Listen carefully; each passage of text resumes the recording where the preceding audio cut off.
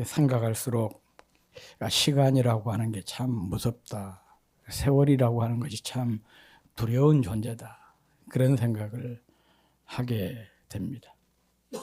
왜냐하면 시간과 세월이 흐를수록 모든 것이 다 바뀌어버려요. 사람도 바뀌고 환경도 바뀌고 또 정권도 바뀌고 또 사람의 인심도 바뀌고 이렇게 다 바꾸어버리는 것이 시간이고 세월인 것 같습니다.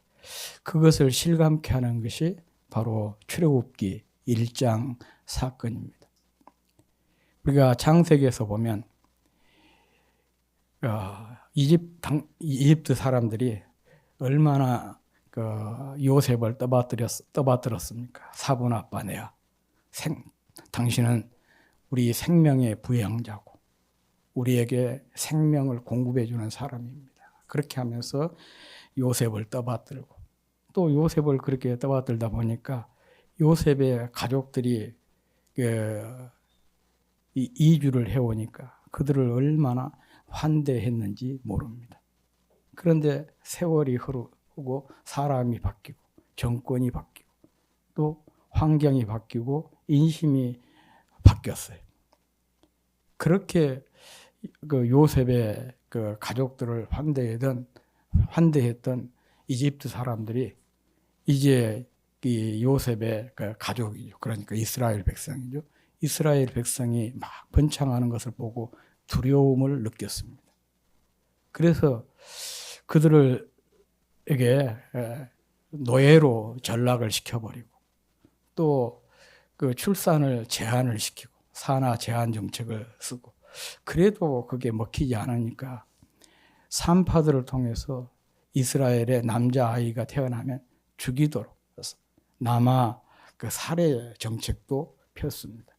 그것 역시 실패하게 되니까 부모가 직접 아들을 낳으면 그 아이를 나일강에 버리도록 남아 자진 살해 정책까지 펼쳤습니다. 참 이렇게 끔찍한 일, 그리고 이런 것을 보면 우리가 격세지감이라 산전벽해 그런 표현을 하지 않습니까? 격세지감이 아닐 수가 없습니다. 바로 이 엄혹한 시대에 하나님께서 이렇게 핍박받는 압제를 당하고 있는 이스라엘 백성을 구원하기 위해서 한 구원자를 보냈는데 그가 바로 모세입니다. 이 복음 전도자 D.L. 무디라고 하는 분이 있는데 이분이 모세의 생애를 40년씩 3기로 나누었습니다. 이게 모세가 120년을 살았는데 3기로 나누어서 설명을 했는데 처음 40년은 모세가 이집트 바로 왕의 공주의 아들로 이집트의 궁궐에서 호사를 누리면서 또 이집트의 선진 문화, 교육 이런 것들을 다 배우고 그래서 말과 하는 일에 있어서 능한 사람으로 성장을 했습니다. 거기다가 인물까지 출중했던 그런 사람이었어요. 그래서 무디는 이 시기의 모세를 뭐라고 표현했냐? I am something의 사람이다. 이었다라고 해요. 나는 무엇인가 모든 것을 다 가지고 있고 또 무엇이든지 내가 원하는 것은 다 할 수 있다.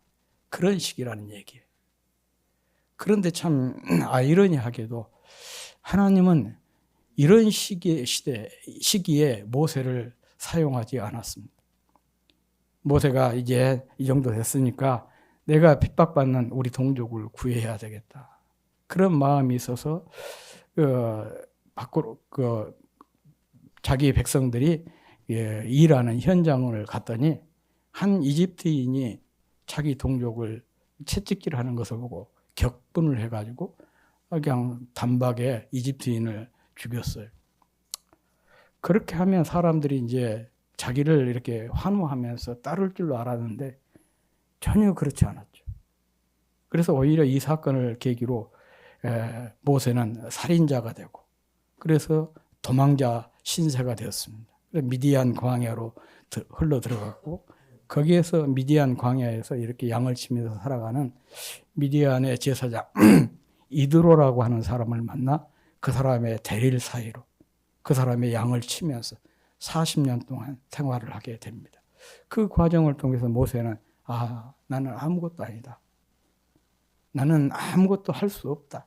이 철저하게 그것을 절감하는 그야말로 자포자기 상태에 이르는 그런 시기였습니다.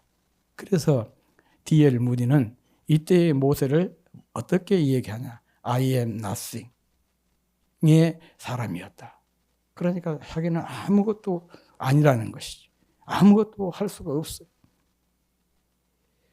그런데 그런 모세를 하나님께서 찾아오셨고 그를 부르셨어요. 내가 너를 내 백성 이스라엘의 구원자로 삼겠다. 그렇게 말씀을 하셨습니다. 그때 모세의 나이가 80이었고 그때 모세가 부름받아서 40년 동안 자기 민족의 구원자로 활동을 하게 됩니다. 이때가 제3기죠. 이 제3기의 모세를 D.L. 무디는 I am everything 이렇게 또 정의를 하고 있습니다.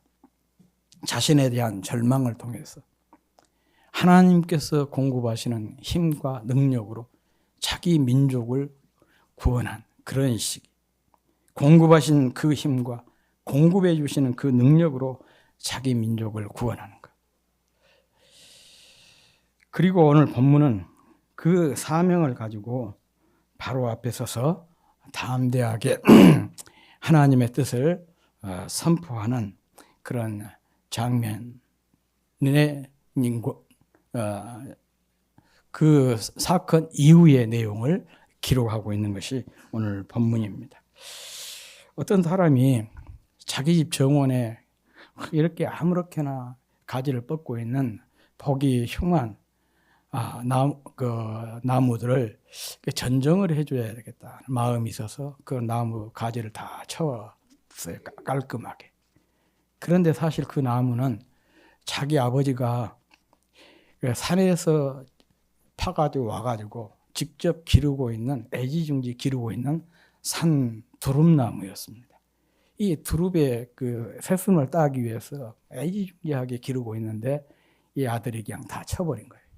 이 아버지가 얼마나 화가 났겠어요. 그래서 아버지에게 강하게 등짝을 얻어맞는 참 그런 슬픈 사건이 발생을 했습니다. 이 사람처럼 좋은 의도로 한 일인데 정작 상대방에게 민폐가 되기도 하고 또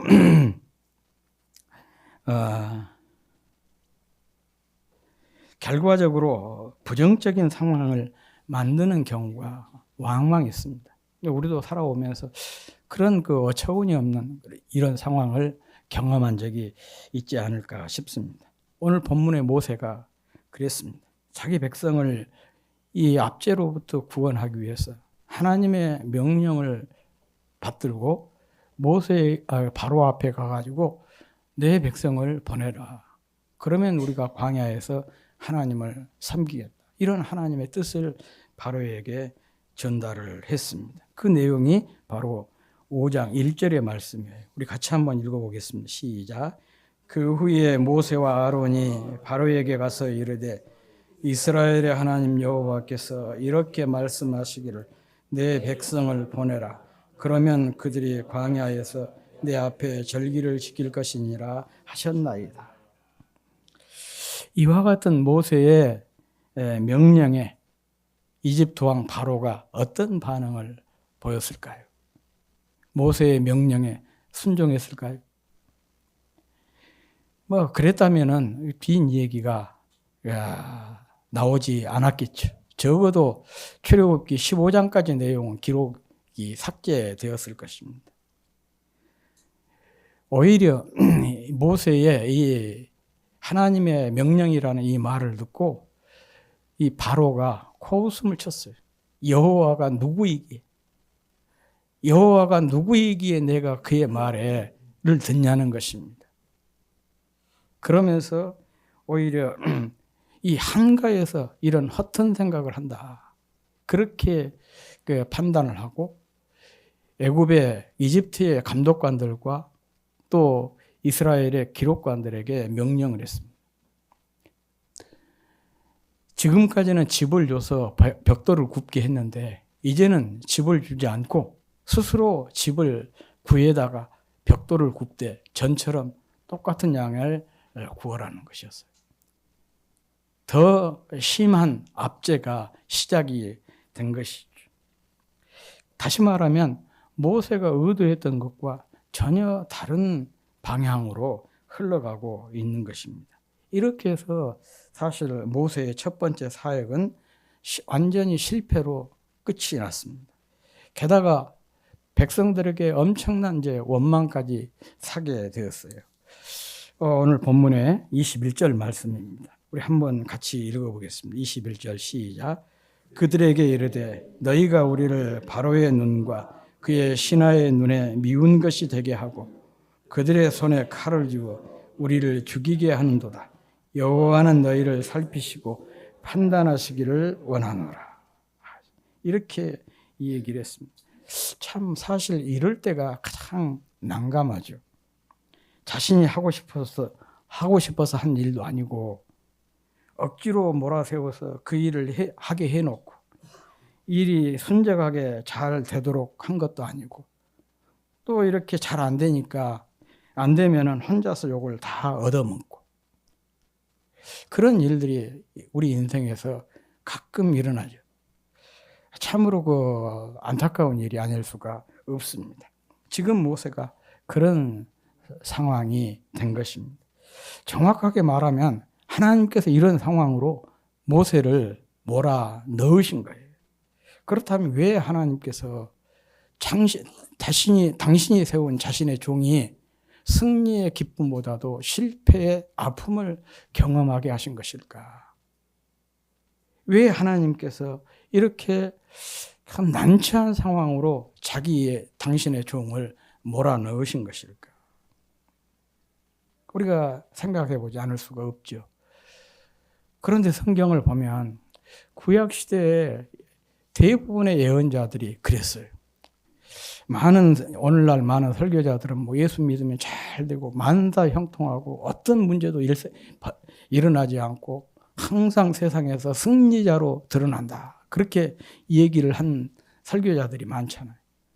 또 이렇게 설교하는 곳에 사람들이 많이 몰려들어가요. 오히려 부담스러운 설교를 하면은 사람들이 귀를 막고 참 우리 목사님은 우리 사는 것도 복잡해 죽겠는데 조금 듣기 좋은 소리나 하지 맨 이렇게 불편한 소리나 하냐. 그래요. 그런데 성경을 보면 오히려 그 반대, 특별히 구약의 예언자들이 이렇게 많은 실패를 경험을 하고 했습니다. 그 중에 대표적인 사람이 바로 에레미야라고 하는 그런 선지자예요. 참 에레미야를 이렇게 쭉 읽어보면요. 너무 황당해. 에레미야서 1장에서 하나님이 에레미야에게 어떻게 말씀하냐. 내가 너를 복중에서부터 알았다. 선택했다. 그리고 갓 20살 되는 어린 사람을 하나님의 사람으로 세웠어요. 그래서 막중한 이 하나님의 사역을 감당하도록 했는데 그런데 에레미야는 첫 설교에서부터 마지막 설교까지 계속해서 실패만 합니다. 설교를 했다면 사람들이 막 화가 나가지고 죽이려고 하고 심지어는 자기 고향 사람들이 저놈 때문에 우리가 잘못하면 큰 화를 당하겠다 해서 고향 친척들이 모여가지고 어떻게 제거를 할까 그런 생각까지 품었어요. 그리고 결혼도 못하게 하고 하나님께서 그뿐 아닙니다. 그래서 에레미야가 너무 답답하니까 그런 선지자도 또 없어요. 사역에 대한 하나님 앞에 파업을 해. 나 선지자 안 한다고. 나 설교 안 하겠다고. 그러면서 골방에 들어가고 입을 딱 담고 있으면 막 속에서 막 불이 나는 거예요. 증거하지 않으면 견딜 수 없도록 또 만들어.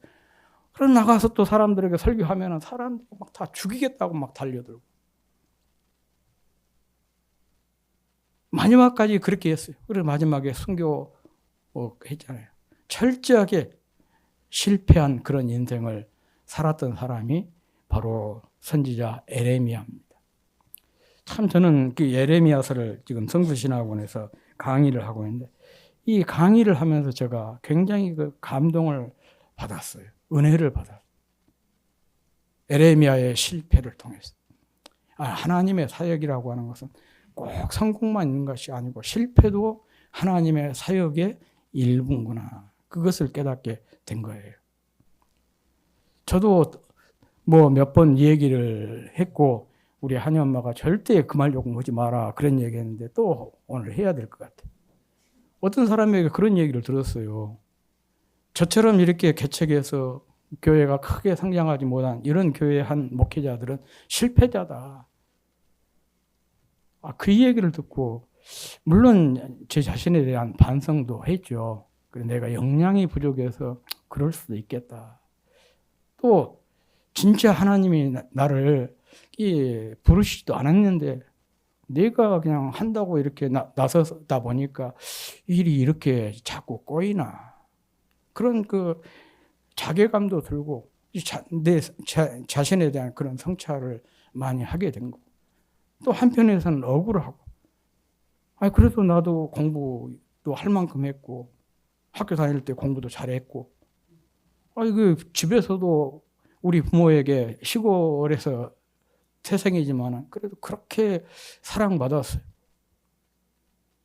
이렇게 이 얘기를 해보면 어렸을 때 저만큼 사랑받은 사람도 없는 것 같아요. 제가 태어난 이후에 순천에 물난리 났잖아요. 그런데 그때 논 이렇게 일구고 밥 가꾸고 그런데도 저희 누나가 그래요. 누나들이. 니는 한 번도 땅에다가 놓고 키운 적이 없다. 그 어려운 시기에도. 왜냐 그러면은 하루에서 저를 보는 사람은 그날 일을 탕감을 해준대요.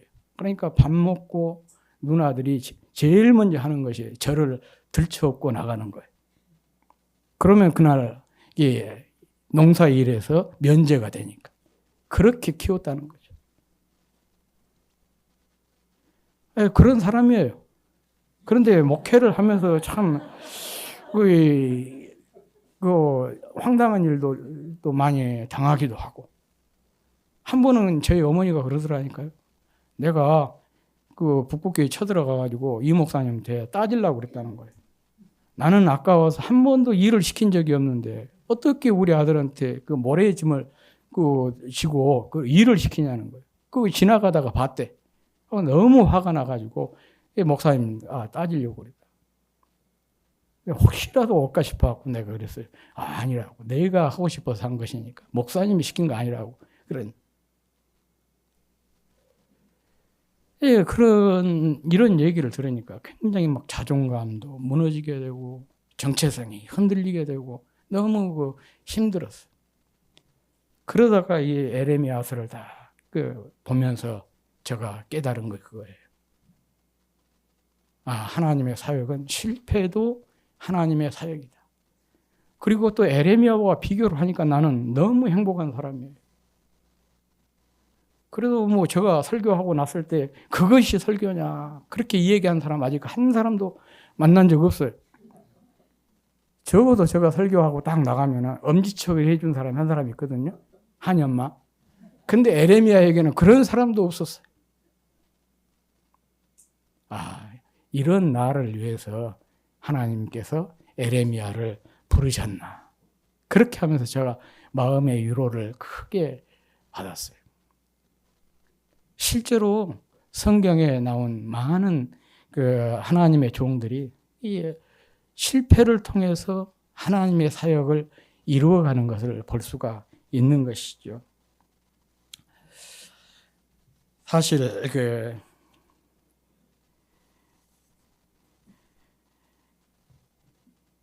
아무튼 주님께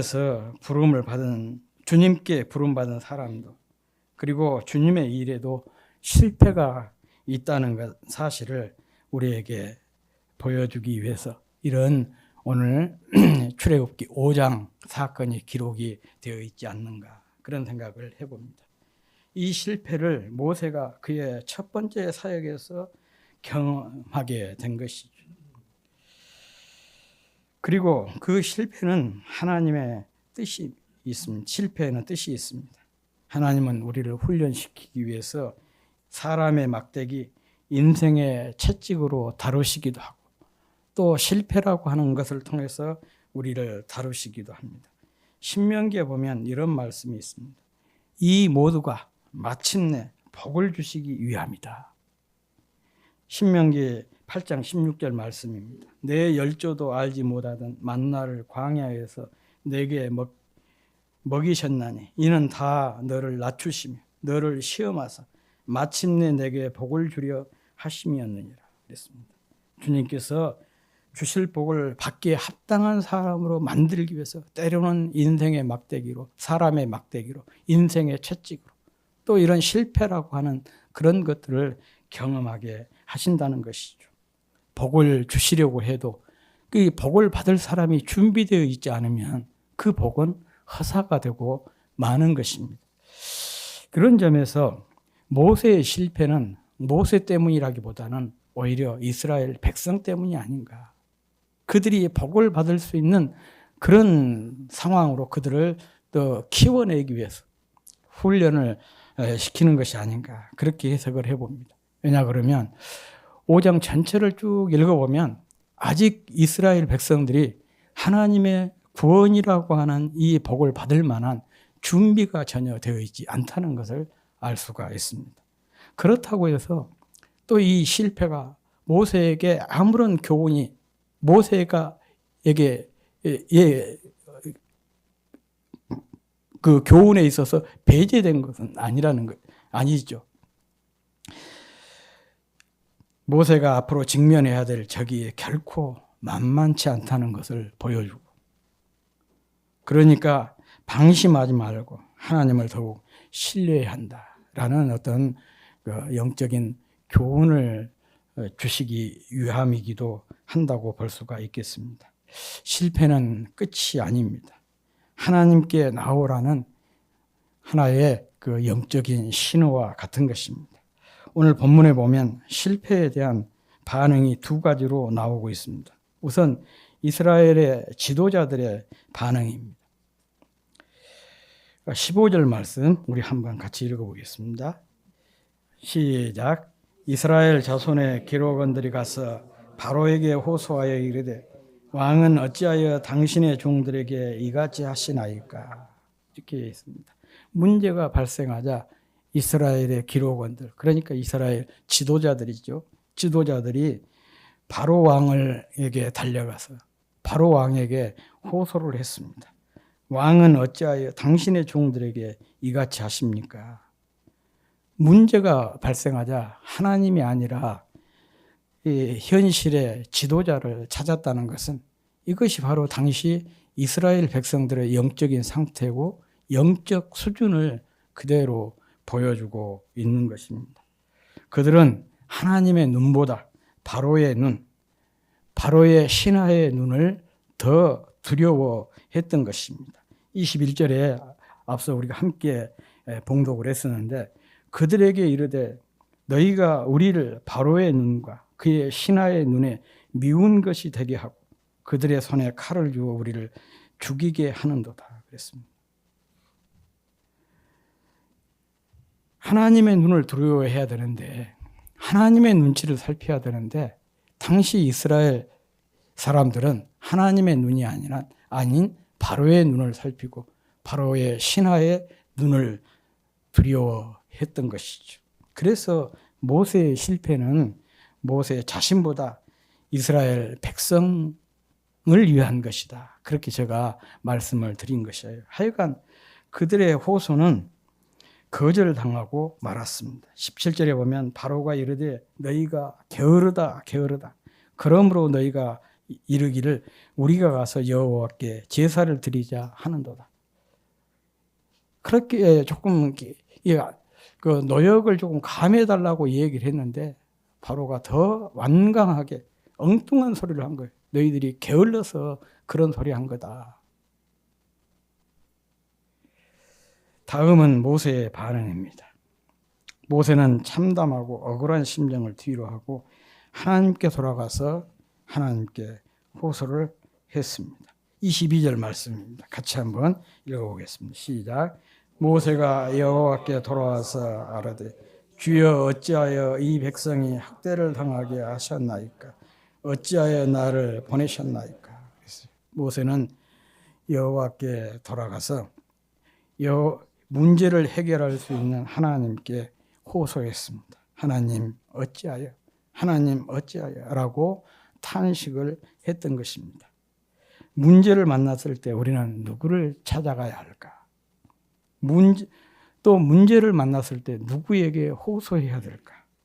또 문제를 만났을 때 누구의 손을 잡아야 할까? 참 심각한 문제가 물음이 아닐 수가 없습니다. 세상 권력자인 바로일까? 아니면 눈에는 보이지 않지만 역사를 주관하시는 하나님일까? 항상 우리는 매일의 삶 속에서 이 선택의 기로에 있는 것입니다. 문제라고 하는 것은 끊임없이 우리에게 일어나는 거 아니겠습니까?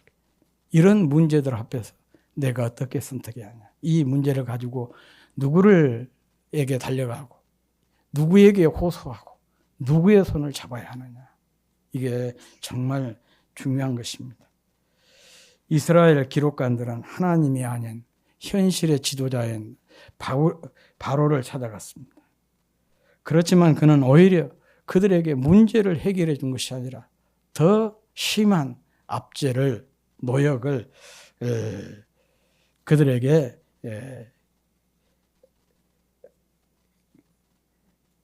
노역으로 그들에게 대답을 했습니다. 18절에 보면 이제 가서 일하라. 집은 너희에게 주지 않을지라도 벽돌은 너희가 수량대로 바칠지니라 그랬어요. 해결이 된 것이 아니고 더 문제가 심각하게 꼬여가고 있는 것을 우리가 잘 알 수 있을 것입니다. 반면에 모세는 문제의 해결이 하나님께 있음을 알고 하나님께 돌아갔고 또 하나님께 호소했습니다. 그랬더니 하나님께서 응답을 주셨어요. 그 응답의 말씀이 6장 1절 말씀입니다. 같이 한번 읽어보겠습니다. 시작. 여호와께서 모세에게 이르시되 이제 내가 바로에게 하는 일을 내가 보리라. 강한 손으로 말미암아 바로가 그들을 보내려. 강한 손으로 말미암아 바로가 그들을 쫓아내리라 그랬습니다. 네가 분명히 확인할 수가 있을 것이다. 보게 될 거다. 강한 손으로 말미암아 바로가 그들을 보내고 강한 손으로 말미암아 바로가 그냥 보낸 것이 아니라 그냥 쫓아낼 것이다. 이것을 네가 목도할 날이 곧 오리라. 그렇게 하나님께서 모세에게 큰 힘이 되는 응답의 말씀을 주셨던 것입니다. 답은 분명합니다. 문제를 만났을 때 우리 또한 모세처럼 하나님께 돌아가고 하나님께 호소하고 하나님의 손을 잡아야 합니다. 하나님만이 우리의 아픈 상처를 싸매 주시고 하나님만이 우리의 아픈 상처를 싸매어 주실 수가 있습니다.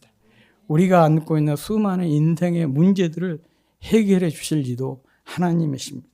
우리가 하나님의 손을 잡으면 우리를 가로막고 있는 큰 근심의 산이 평지가 될 줄로 믿습니다. 세상의 손은 폭력의 손이지만 하나님의 손은 자비의 손이고 사랑의 손이고 은혜의 손입니다. 세상의 손은 약하고 짧지만은 하나님의 손은 강하고 영원한 손인 것입니다. 강하고 영원하신 하나님 손에 붙잡힌 인생이 될 수 있기를 주의 이름으로 축복합니다. 그러기 위해서는 우리가 하나님을 부지런히 찾는 것입니다. 하나님께 달려가는 거예요. 간절하게 하나님께 우리의 삶의 모든 문제를 다 내어놓고 호소하는 것입니다. 그것이 바로 영원하신 하나님의 손에 붙잡히는 그런 인생이 되는 비결입니다. 이것이 바로 주특기인 사람이 있습니다. 그가 바로 모세입니다. 노년의 모세가 광야 40년을 자기 백성을 성공적으로 잘 이끌 수 있었던 비결은 바로 이 주특기를 잘 활용했기 때문에 가능했던 것입니다. 우리도 이 모세의 주특기를, 그러니까 우리의 주특기가 되도록 그렇게 잘 선용해서 이 광야 같은 인생길을 성공적으로 건널 수 있는 저와 여러분이 다 될 수 있기를 주의 이름으로 축복합니다.